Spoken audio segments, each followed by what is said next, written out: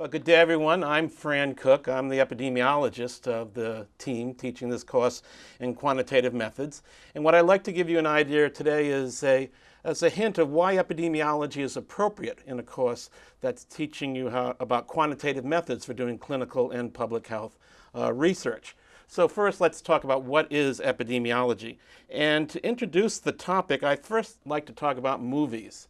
And one of my favorite actors is William Hurt. He has won an Academy Award. He's been nominated for 3 other Academy Awards. One of my favorite movies that he starred in was a movie called Body Heat, a mystery. I like mysteries. He was interviewed back in 2006 by Time magazine, and one of the questions they asked him is, did you ever think about doing anything else? They're asking, besides acting, was there something else you'd rather have done? And his answer was interesting to me.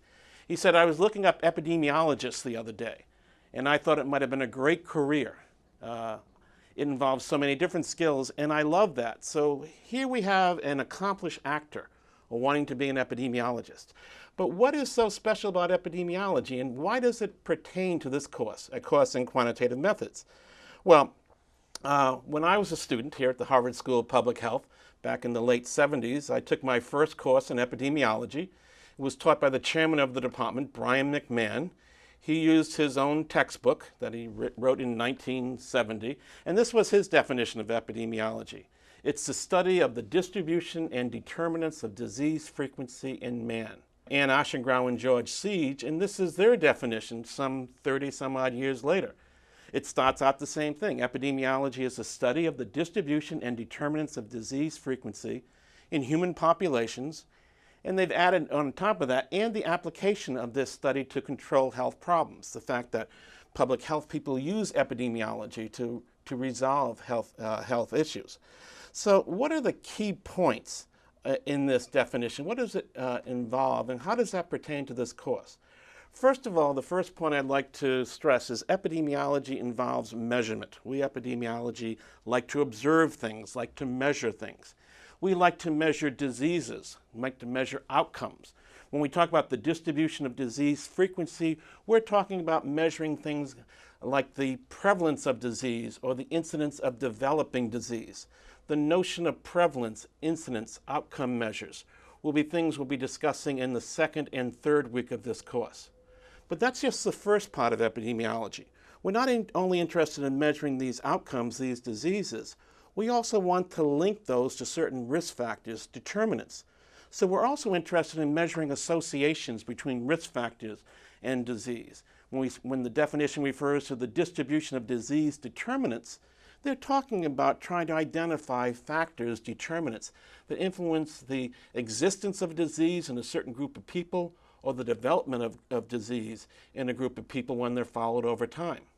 So first of all, epidemiology involves measurement. Well, why is that important? Because we epidemiologists believe that disease doesn't occur at random, or at least completely at random. There are factors that increase your risk of developing disease over a period of time. And we want to identify those factors. We want to measure associations between factors that influence the occurrence of disease.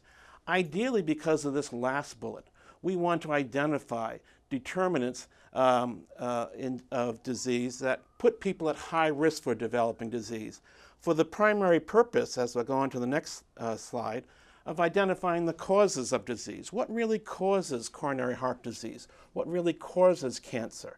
And we epidemiologists primarily are interested in etiology, trying to identify what factors actually cause a disease to occur in a group of people or in individuals. Now, to identify causes, that means we have to build an argument that the association we measure in a group of people, for example, we measure that more smokers develop coronary heart disease than non-smokers. Before we can argue that smoking itself is causing coronary heart disease based on that association that we see in a study, we have to exclude alternative reasons for why we might see an association between smoking and heart disease other than smoking causing heart disease.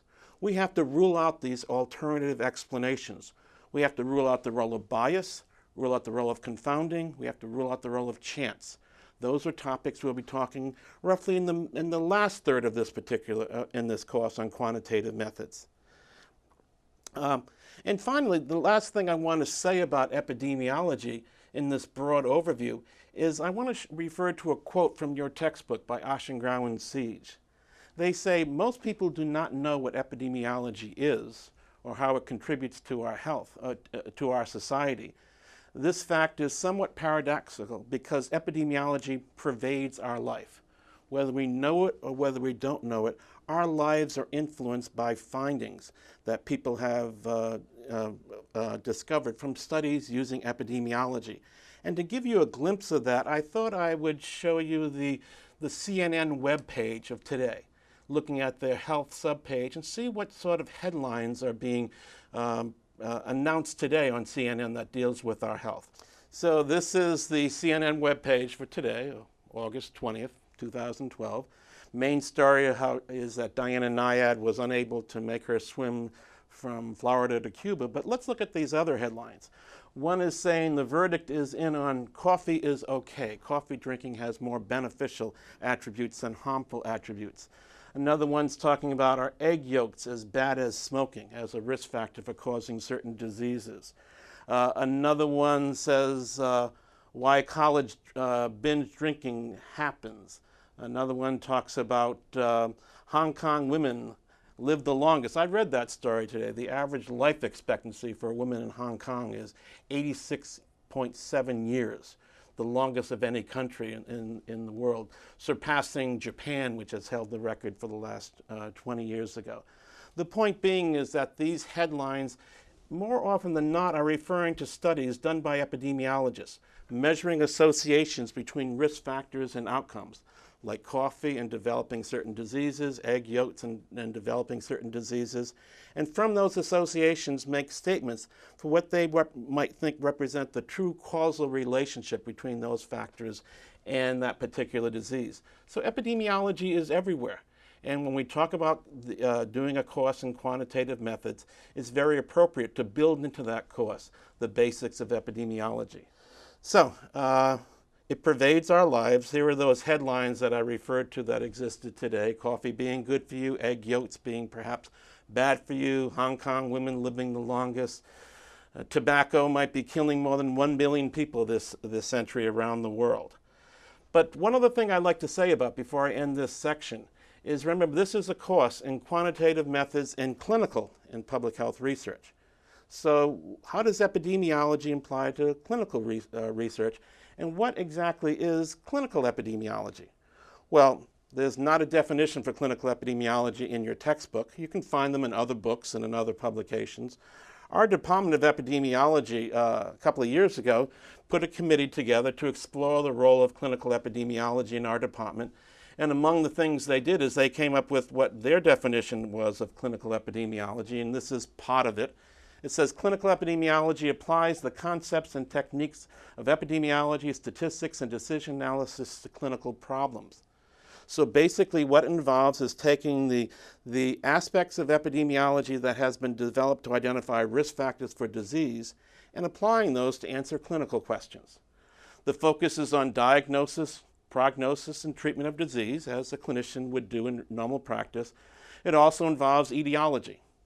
But I also have this point here is that distinctive areas of clinical epidemiology are the development of diagnostic and prognostic models, prediction rules, risk prediction rules. This is what we'll end up with talking about in this class.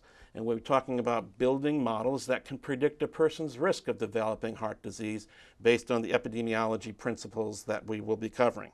So that's the game plan. That's what we're going through. I'm going to stop now, and I hope to see you again next time when we'll be talking about some of the history of epidemiology.